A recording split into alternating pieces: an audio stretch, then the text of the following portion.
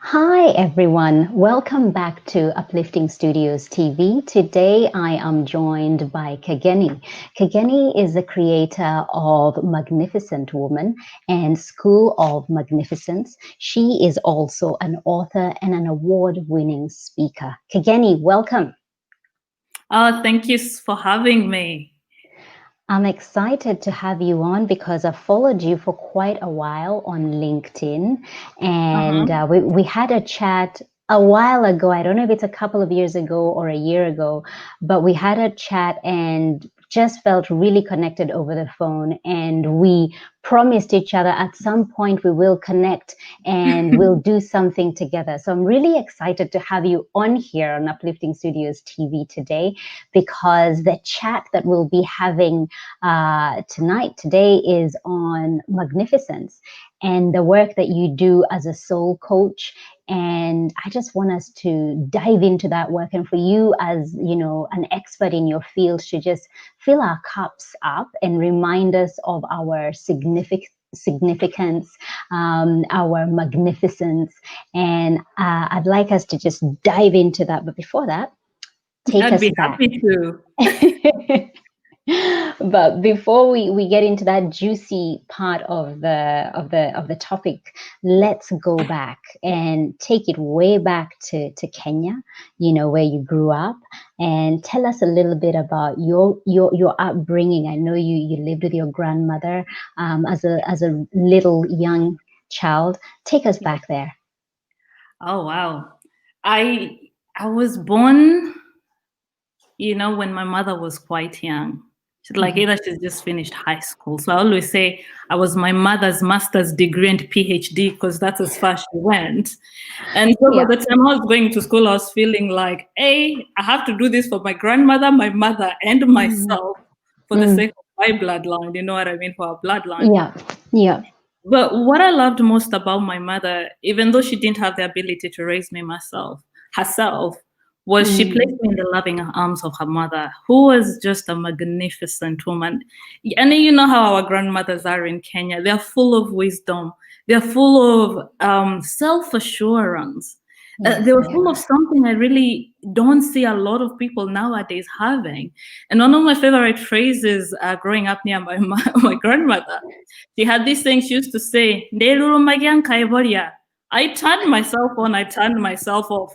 So it's like I grew up with a woman who was like, unless you give other people the key to your ignition, you are in 100% control of your own life. So I was very, very grateful to have that and to be surrounded by that and the love of my grandfather. And then when I grew and I was about 5 years old, and I needed now to start going to school, and now my grandmother is like, okay, I cannot afford to take you to school. So my family came together and they're like, you know what, the best thing for you is to go live with your uncle and your auntie in the city. Back then they were living in Nakuru, which is another small town. And my uncle and auntie adopted me, and they already had 10 children. So I usually talk to people and they're like, oh, I was adopted, but my family never had kids. My parents I only had a brother and they wanted a sister. For me, it was like 10 brothers and sisters overnight. I do not look anything like my siblings, right? So when life changes like that, because I had moved from a place, I had all the attention, I was like almost the only kid there, and all that, you have a voice, you can express yourself. And here I'm in a house of 10 and I feel invisible. Yeah. I feel I don't have the voice unless I'm shouting the loudest. And trust me, I'm not the loudest. And the hardest thing when you're adopted is you'll always have other people reminding you you're always adopted. And I always say it's as if life was preparing me to be a migrant. All the time how you're asked where you're from, where are you from? So you never forget where you are from, because everybody asks you all the time. So when you're adopted, there's that person who's just who's coming to fix the car, who's going like, I didn't know you had a 12-year-old son. And you're like, I'm not a boy, I'm a girl. Oh my gosh. You go to school and then the kids are like, you don't look like your sisters and brothers. So it's like, oh my God. So I had to find a way to stand out because all I Yeah. wanted to do was to fit in. Mm. And life was not allowing me to fit in. And life is not about fitting in. I think the older you get and the more you grow into who you are, you realize that you were never meant to fit in the first place. You were always meant to be you. So what a beginning to your life, what an upbringing, surrounded by so many people in a big household, and then making your move to Australia. So what brought you to Australia? So Australia, when I was in high school, I loved physics and chemistry. We used to call ourselves the fic babes. When I finished high school and I had my good grades, I spoke to my dad, who raised me, and I said to him, he said, "What do you want to study?" I said to him, "Electrical engineering," and he didn't bat Wow. an eyelid. And now is when I realize how grateful I am. He didn't go like, "Why don't you choose something more female, feminine?" Mm, And he mm. himself was educated. He was in the first fleet of people that Kenyatta sent to England. So he came back to Oh, Kenya with an awakening. You yes. know, those kind of people after independence who were just sponsored by the Kenyan government to go study overseas. And Right. what I loved most about him, he had this open mind and he was very encouraging. So he was just Mhm. like, "Can you go apply to some university in Australia?" And me, to this day, when I look back at my life, I've always said, God opened my doors simply Yeah. because, and I don't know whether it was the prayers of my birth mother, because even though I never grew up with her, she never stopped praying for me and my life and whatever the journey. You've got a child who lives far enough, and now you've got a child who's going to live in Australia. And all Mm, she could mm. do was pray. So for me, I felt my doors were opening more effortlessly. But I've That's always said I think incredible. it was my mother's prayers that did that, to be honest, because I can never pinpoint and say this is her and this is what. And Mhm. so when I went and applied to uni, you give your grades. Hey, you go through that visa process. Wow. People, The I don't know how visa people think process. they're here, Oh but my the gosh. visa process, that's another story for another day. Absolutely. I was very grateful when I was offered a position in Curtin University, which was in Bentley, Western Australia. Yeah. And by God's grace, I had a relative who was living in Australia. Actually, I already had a few relatives, but now that one was already still here. And that Yeah. was my late uncle, Martin. And I Mhm. remember he picked me up from the airport, took me to his lovely home, and he just kind of just gave me that soft landing in Australia. And he Yeah. was the one who was taking me to the train station saying, "This is how you pay for a train ticket." Wow. Wow. Yep. Yeah. Yep. I remember those early days navigating, even a ticket itself, going like, okay, so I'm not going to use money. I need, it's easier to have a ticket that that you use rather than carrying money around. And I remember the days for multi-riders. And I think if just saying that just throws off the fact that I've been here forever. But we used to have the multi-riders you could use on the bus, on the train, or ferry. And it was baptism by fire for us who did not have a soft landing. You learned through making mistakes. Yeah, and you can So tell the bus, just stop me here. I just want to get off here. I don't need to go to the bus station. yes, yes, yes, yeah, shukana jam. There isn't any of that. Yeah, it truly is a different life. So tell me, how was it adjusting to life here? Coming from Kenya, growing up, how you grew up in that vibrant big home, lots of kids running around, and then now moving to Australia, significantly smaller in terms of the home, the people you're interacting with, but also being a migrant, and just being a different journey. You're not around people who talk or look like you. How was that for you? First of all, winter. I I had arrived winter, and I didn't know how to dress for winter. And here I'm wearing 5 layers just to get out of the house. So Just for to me, get that was out. but now learn how to dress for winter and things like that. Yes. And I do remember starting to see the differences in the sense that, wow, that the roads, for example, you realize Australia is such a developed country. Like, God, your roads don't have potholes, at least anyway, from where I drove from. And the way people live, just seeing the parks and just going like, wow, it's a sensory. I call it a multidimensional experience.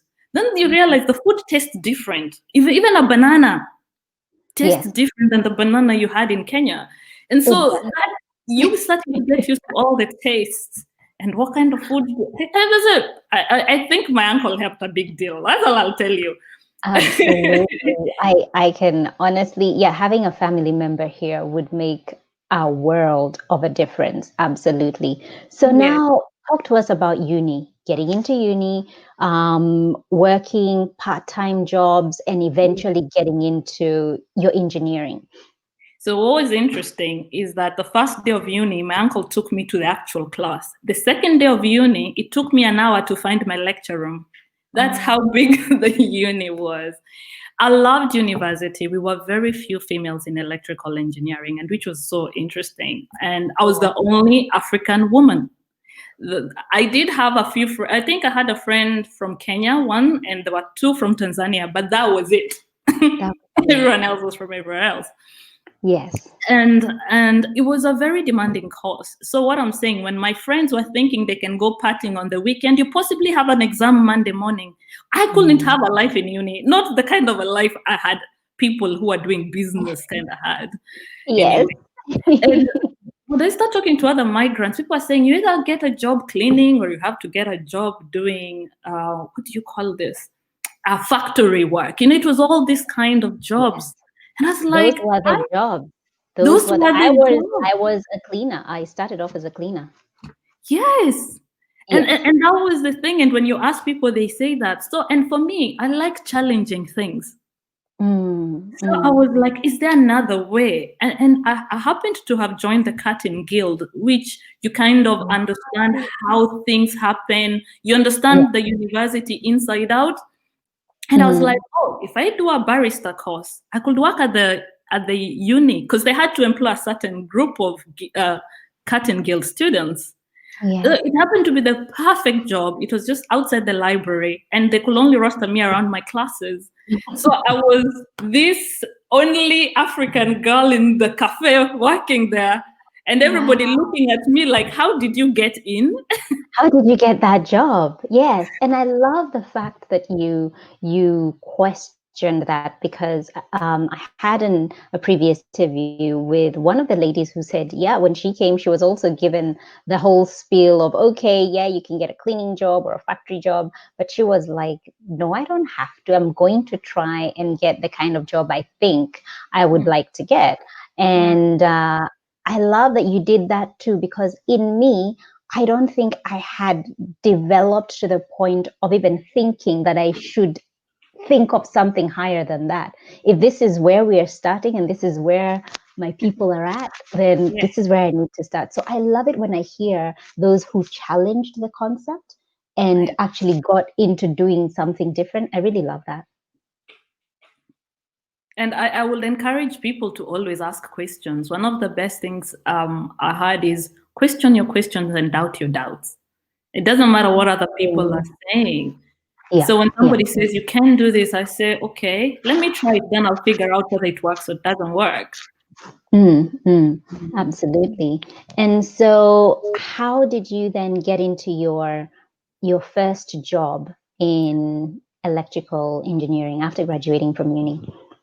Okay, so I had to play that very strategically. I realized everyone who would finish uni, one of the things they used to ask is, have you had experience? And how do you have experience if you've been in uni? I don't know, that's like a catch-22. Yeah. But I realized also, sorry for cutting you short, Kageni. One thing I realized for us growing up in Kenya was that it wasn't experience that was asked for when you went to look for a job. It was your qualifications Yeah. So that's very different. Back home is, are you qualified to do this job? And then Yes. coming here, it was the flip side. Do you have the experience? And like, no, I don't. But I have been studying for years, and this is what I've done. But yeah, so it's so different. Yes, I don't have the experience, and maybe I do not have a referee in Australia. If I have a Exactly. referee, they're overseas, and I do Hmm. not have an address for the last 18 months because it's in Kenya. Like, Yeah. Yes, yes, I hear you. And so you had to play that pretty strategically. strategically. So how Um, did you go about that? so what I did, I knew I wanted to go into oil and gas, and Right. I was like, which of the companies would give me kind of the training I needed to give me that step up, Right. just to get my foot in the door, pretty much. Hmm. Hmm. And what I realized is this after I've left the cafe and I've done enough housekeeping and enough waitressing by then. Yes.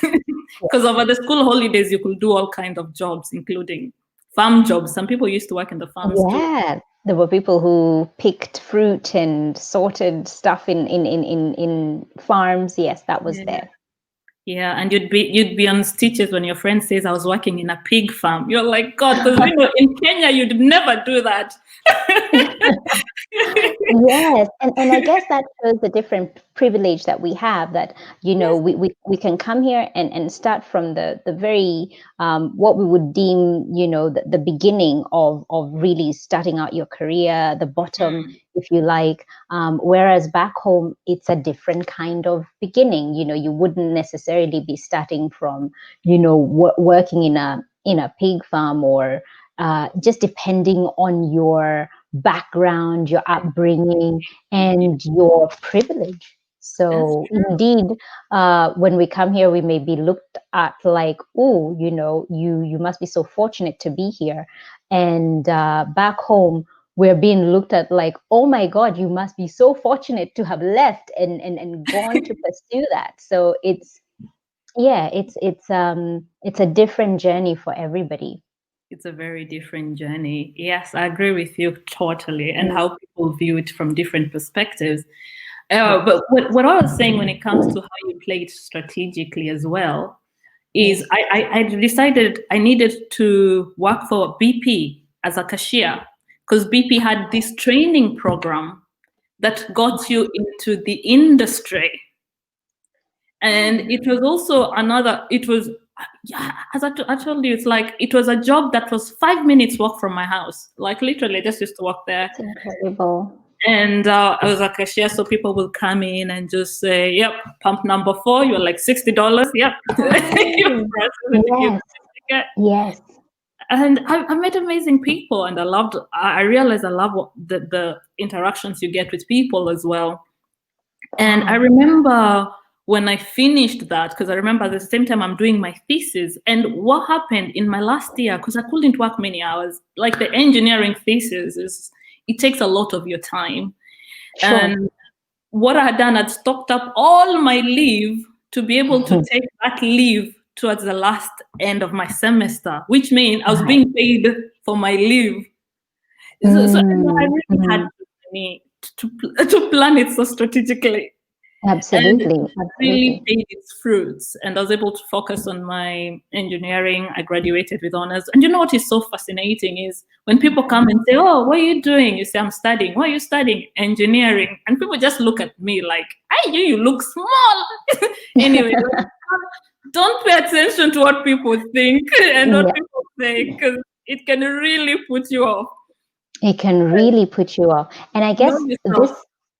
this is where the story now begins to change. So you get into your career in engineering, you do that for some time, and you Yeah. do it pretty well and pretty successfully. Yes. Let's talk about some of the barriers that you experienced in the workplace, or even just getting into the workforce as a migrant woman of color. So the first, let's just say, getting in, I think for me, how can I put this? Getting in was just maybe a stroke of luck. This is where you just have to really believe in yourself and really Yeah. prepare for that interview. Put your best leg forward. Do you know what I mean? And doors open up that way. Yes. And I did get that foot in. I tell people, if you have to go borrow somebody a suit to wear to that interview, do it. Oh, go for it. Yes. You're Yes. finishing uni, you're broke, you don't have money, but you have to show up, and like you have to show up at the level you want to be, not the level you are, the level you Yes. want to be. And another thing I had learned, and some of this from maybe being in the cutting guild or just talking to people or doing my own research, was show up. Show up. People say, you want to be a millionaire? Look like a millionaire. It doesn't matter what's in the account. You really have to start embodying that. And one of the things I learned to do is, like, when I went for my interview, I was in my skirt suit. If the hair cannot be done, you get a nice professional wig. You just have to do whatever it takes. Do what you gotta do. And when you walk in there as if you belong. There's nothing worse than showing out in and you've got this doubt. You know you've already lost. And every job I have interviewed, I've always shown up. And I always say when I'm walking out, I want to feel like, wow, I did my best. Yes. That I'm in control. So anyway, I did get in. And my first 2 years, I was in the Perth office, and I loved that job. You know, it was one of those things when those tall skyscrapers, you know, when people meet you on the street, they just think you've got this heavenly life and you never sweat a day. You know, people have got this fantasy. I don't know where they get it from, but you know. But for me, those are the most fun times because, you know, that's when you're like a graduate, you know, that's when you spend your paycheck. Your paycheck comes, you're like, I'll buy myself a new pair of shoes. As you grow older, you realize you don't have that luxury as much. No, you don't. No, you don't. When, you know, relationships come and then children come, then you share it. But that time you just get out of uni. So I always tell young people, enjoy that. Because that will change. Things will change. Yes. Yes. So my challenge when it started is when I moved up to Karratha. And those who don't know, Karratha is 2 hours north of Perth. Like if you just check the map of Australia, in Western Australia, northwest actually. And the first time I went to Karratha, I remember when that plane landed, it was like, I think we landed 6 a.m. And you know, they opened the flight and your heat with this like 30-degree heat. You know, just and I can tell you when I got to this town, there were very few Black people, if I was not the only one. But I can tell you where I was working. I was the only Black woman, African woman. You know what I mean? And when I say Black woman, I always say, for me, I don't believe we are Black. I believe we are African. So Black for me is a color other people can make you feel. You know, I said to people, my grandfather lived his whole life never knowing he was a Black man because no one ever told him or had that concept introduced in his consciousness. That's right. So I hate it. I refused people to reduce me to just a color because I don't think any of us is just one thing. I think we are all everything in one. So if I use Black, I'm just using it loosely because people call people who are melanin coated Black, but I don't take the energy that comes with it. I hear you. So here I am. I'm in this place in Karratha, and I'm one of the few women. And anyway, so eventually you're the only electrical engineer in the group and the only female. And for the longest time, like I was just working. I didn't have any commitments in my life, and I really just wanted to. My career, you know, I just focused on my career 100% to progress my career. And for me, when the challenges started coming, it's when there were two kinds, and no one ever prepared me for this. Because to be honest, this one only comes for women of color, right? And it's a name on it.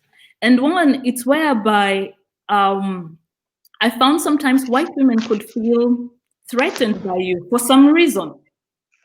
And that threaten could be either they think you want their man, or I don't know. If you watch the movie 12 Years of a Slave, it might highlight the issue here. But it's a kind of a way they perceive you, that they can influence how the men will treat you. Wow. Right? Which Okay. I once had somebody say, my wife said, I don't talk to you. How can I not talk to you if you're working together? Because she's threatened. So nothing ever had prepared me for that.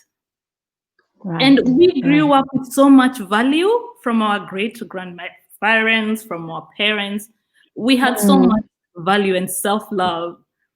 So that's one of the problems I didn't know how to face. And to this day, I don't even think I know how to face it. If Yes. it's not that, it's being misperceived or misjudged. Oh, this is a good one. We come from a culture where it's okay to smile. But Yes. imagine sometimes it was perceived as if I was flirting with men. Right. So, and all this constant bombardment of people misjudging you, misperceiving you. But the one that was just the crown on the cake was after I had gotten a low performance review, which was not a low performance review, because I write everything I do. I cross my eyes, I dot my, I cross my T's, I dot my I's, I know my work. Yes. And I was going like, there is no way my work will be less than what it could be.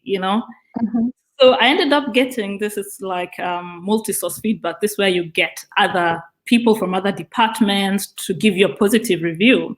And one of the things the superintendent had said is, this machine, because each machine had an identity number, this machine, she fixed it. This one, she fixed it. This one, she made everything operational and safe for the operations. And, he'd given specifics with tag numbers, and they used to love my work, and one of the things, and this is on my performance review, he said, she has fixed issues no other engineer has looked at in the last 5 years.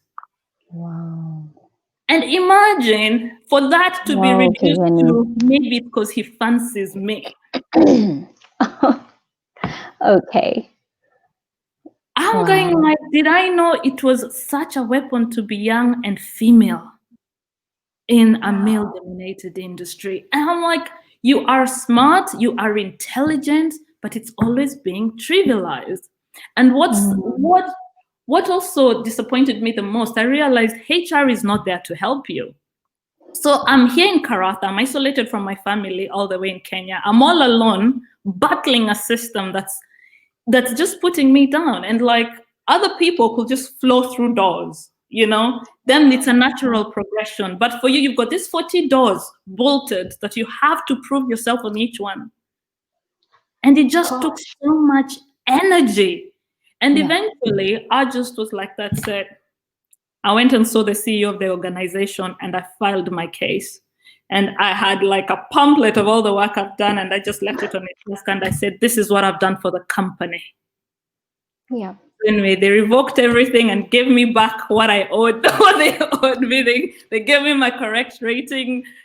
But why should an employee be fighting all the way to the top? Because Why should you have to do that and keep a record of all the things you've done to prove wow, those challenges are on such a deep level, a level that I don't even know how you even approach. I mean, I worked in HR. I was HR. You My are background is HR. in HR. Our HR didn't work. And Maybe your company worked well. Maybe. I think it's so hard because you can't generalize it. Every company has their own policies and people working there and different things happening behind the scenes. So it's difficult to make that generalization, but certainly there is that bias, unconscious bias, even when it comes to people of color. I know, not even from a personal perspective, me experiencing it, but working with hiring managers and just seeing how their preferences towards candidates that they can relate to, that they feel will be a good fit for their team, for their group, for the company. But what is a good fit? It So is. yeah, there are many things that happen behind the The scenes, same.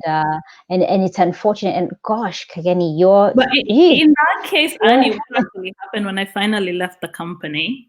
Mhm. They hired 3 people to do the same job I was not doing enough of. And that's what shows when HR system is not working. And to Mm. have because all the work we're doing, it was even divided into 3 distinct departments. So Wow. literally, I was Yeah. doing the job of 9 people. Oh my gosh. I think, That's how yeah. you show HR up. Mm.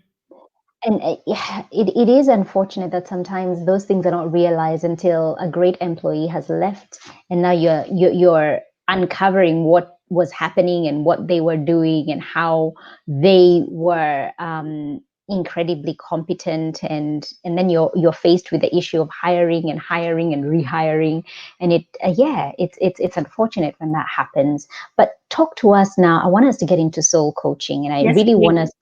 us to spend some time talking about your new passion, your new love, and the work that you do now, and how what it means to you now, because you're a soul coach. How did you fall into it? Just really briefly, and then just walk us through. I want us to talk about magnificence, because I promised the people listening and watching that we would get to that, and I really want us to get to that. Yes. I attended a Hay House conference. That was like back in, I think, 2009 or 2011 sometime. And I came across a lady named Denise Lane. And what drew me to her, she had gone to live with some of the indigenous cultures remaining on Earth. So she went and lived with the Cherokees. She came to Australia, lived with the Aboriginal, lived with the Maoris, went to Africa, lived with the Zulus. And what she pulled into this basket that we call soul coaching was what we call ageless wisdom or ancient wisdom. If we of us, if anyone would speak to their grandparents, they say, and you're sad, they just know how to talk to you in a way, whatever was bothering you no longer bothers you. I remember my grandfather would say something just in one phrase, and this would be like, bask the sun whichever direction it comes from. And in that, he's answered your question and you know what to do next. Yeah. So I really do feel, and I strongly felt then and now, that ancient wisdom has a room in this modern world. And that's what drew me to soul coaching, because it is life coaching, more bringing in, including all that wisdom from the past to Wow. take us further into the future. Wow, that's beautiful. So, talk to us about how you came to create Magnificent Woman, and how Yeah. this is then part of the School of Magnificence, and perhaps what is School of Magnificence. So, if you could talk to us about those two aspects. If anyone has been on I call it the hero's journey. You remember when you watched Lion King? Yes. Do you remember when he leaves the Pride Lands, goes into the wilderness, meets Pumbaa and Timon, and Yes. goes through this process of growth and comes back as the king? That is the hero's journey of transformation that all of us, one or another, go through. We just either not consciously aware of it. Some of us, when you embark on your hero's journey consciously, you know you're in it. I embarked on my hero's journey. When I left engineering, I needed something like, how was I meant to contribute? Lord, why am I here? Why am I here? Why am I asked that question. And one of the best things a kahuna I met in Hawaii said to me was, when you pray, say, dear God within me, please place me in my sweet spot today and every day. Because sometimes we don't know where we're supposed to be. If you know where you're supposed to be, that's one thing. And from that's how I ended up landing in speaking. Right. Because one thing leads to another. Now, with soul coaching, you start listening to the messages of your own soul. Usually in the past, what happened, people trusted their own gut. Do you know what I mean? you just know, the feeling. This is the person I'm meant to marry. This is where I'm meant to be living. Mm. This is the house I need to buy. The best decisions we make them from our gut. But sometimes you can't understand how it all works. So your soul is constantly sending you signs. It's constantly sending you hinges, a hunch here, there. Yeah. Some people get goosebumps. Some people just Mhm. get a feeling, an impulse. Yeah. So to be able to decipher, these are the messages, and this is how I know this is what I'm supposed to be doing right now. Mm. Right? Then you'll start being inspired because you're in alignment of your own calling. Right. And when I went on my transformation journey, one of the things I had to work on is who I was, because my sense of identity, here, my idea of being a colored woman, I didn't like how the world saw me. So who am I? And I had been adopted, and I'm not like my sisters and brothers, so I have to stand out. But so who is that person as well? But are you the engineer? Are you the speaker? Are you this? Are you Kenyan? Are you the woman? And you're neither and all at the same time. Mm. So just going through that, one of the things I tapped in using soul coaching, because it gives you such beautiful tools, was the ability to tap to my hidden gifts. And we Right. all have them. We have parts of ourselves that are so dormant, just waiting for us to fully realize them. We cannot fully step into our magnificence until we activate that which is lying dormant within us. And usually other Mm. people can feel it around us. Oh, I think you should start doing interviews. You'd be great at it. I think But so. that's how it starts, or you're like, oh, Mm. I'm really feeling like starting to do interviews, or I'm feeling like starting to do this. And it's the same way with the School of Magnificence. That's how it came about. It was one thing, and then because it's an onion layer, it's Mhm. onion layers. And what happens, we've got our inner gold of our soul, then we've got so many layers around it. And as we go this process of what I call the exfoliation of your soul, removing anything that is not in alignment to your own magnificence. Because every person knows what does not serve their magnificence. Yeah. If they sit with themselves, they know. So it's helping somebody identify why is that layer on. So it's like unpeeling the layers one after the other after that. And then now what remains is the part of you have to honor and be true to. That's why if you feel like saying something, speak your truth. Mm. Wonderful. And so, let me just take that in for a moment. Speak your truth. That is, you are dropping some major nuggets here, and I'm trying to get us through as quickly as we can, given the time that we have allocated. But what actual steps can we begin to take to implement into our lives right away, if possible, to begin to live a life of magnificence? Where do you even begin? If you can just give us one, Yeah. 2, 3 steps Yeah. that can help us to step into our magnificence, because you say we all have it. A lot of the times we feel like we don't. You're just like, I don't even know why I'm here on this earth. I don't know what my purpose is. I don't know if I have it in me. So speak to that, and maybe just tell us steps that we could begin to take. Okay. The first thing is to realize magnificence is your divine self-worth. It's who you are. It's not something you become. You already are it. The reason you don't find your magnificence is for some reason it is covered with layers upon layers. Sometimes it's of our own self-limiting beliefs. Sometimes it's limitations externally and internally. So the first thing is just to accept the fact that the truth of your own inner being, the truth of your own soul, is that it is magnificent and you are Right. magnificent. So one of the things I give my clients, I give them the Magnificence Prayer. And it's a very easy, quick prayer. I am magnificent. I was born magnificent. I carry the love and the light of the Creator within me. This is my power. And you say that till you start believing it. I've had clients say it for a year for them to start believing and start to see their magnificence. Just depends. And then the next thing you have to realize is use affirmation. Ask yourself, when you see yourself doing something, is this serving my magnificence? When people are saying, oh, do I stay in this relationship or do I leave? Do I stay in this job or do I leave? What is it costing your soul? What is it costing your inner being? Is this serving my magnificence? How are you holding yourself back? Okay, you want to go for that job promotion. So go for it. Okay, I can't.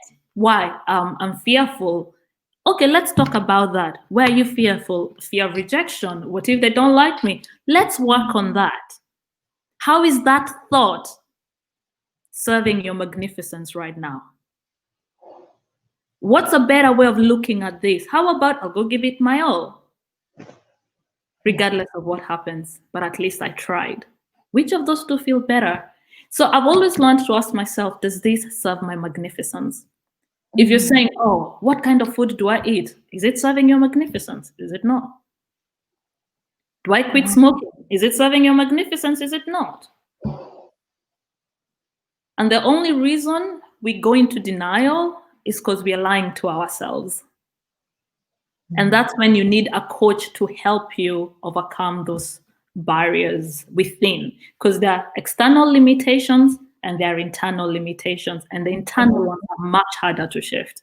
That's why you'd need a coach to help you through that. For example, I help people shift that. And the last bit is turning negatives to positives. So it doesn't matter what negative people have given you, or even negativity, you tell yourself, how can you change that around? One of the best things somebody said to me is she put something on her fridge and put all the words she will never allow anyone to call her or call herself. For example, do not call me stupid. Do not call me silly. Do not call me ugly. Do not call me this. And it's so important to know what not to call yourself. Because once you start shooting yourself down, you've already lost the war before it started. Wow. Whew. Well, those are three major steps that you've walked us through, and I just need to take it in. I need a moment to just take it all in, because it's stuff that is really deep, Kageni. It's not stuff that you can just listen to and let it pass you by. You need to take it in, you need to really feel it and think about it, especially with affirmations. And I love what you said, is this serving my magnificence? That's something I'm going to start doing. And it eliminates so many things. So that is really, really beautiful and brilliant. As we wind up, what are you working on at the moment, or how can people get in touch with you if they want to find out more of your work? So they should just go to my website, www.schoolofmagnificence.com. And when you sign up, at the moment, I have a Magnificent Woman 28-day soul coaching challenge. And what it is, it's just a daily affirmation that will trigger that self-talk. Look at your own self-talk, how you speak to yourself. And they're just small nuggets every single day for 28 days, and just feel it. How does it sit with you, and where is the resistance?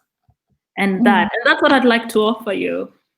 And it's done, even though you're busy, you can work it around your schedule, because it's just a small nugget for you to contemplate every day for 28 days of the Magnificent Woman affirmation. Wonderful. I love it. Kageni, I can talk to you for days, okay? And I am so grateful for you coming on here and speaking to us and sharing your wisdom that you have, and the the magnificence that you are with us. Thank you so much.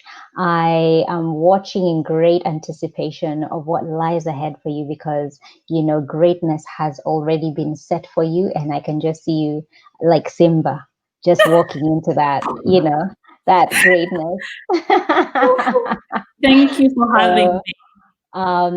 guys, check out Kageni's School of Magnificence. Get in touch with her if what she has shared here today has resonated with you. And for those of you who know me as a life coach for migrant women of color, the free audio guide is available for you to help you unshackle your self-limiting beliefs. 3 steps to help you unshackle your self-limiting beliefs. So head over to upliftingstudios.com.au and you'll be able to get that. So lovely to have you, Kageni, once again. I know this is the beginning of more conversations for us to have, because our work is very, intertwined with each other and the people that we are serving as well. So it is an absolute joy to have you here. Wishing you all the very best. And thank you so much for your time today. Thank you. And you are magnificent. I receive that. I receive that. Thank you so much.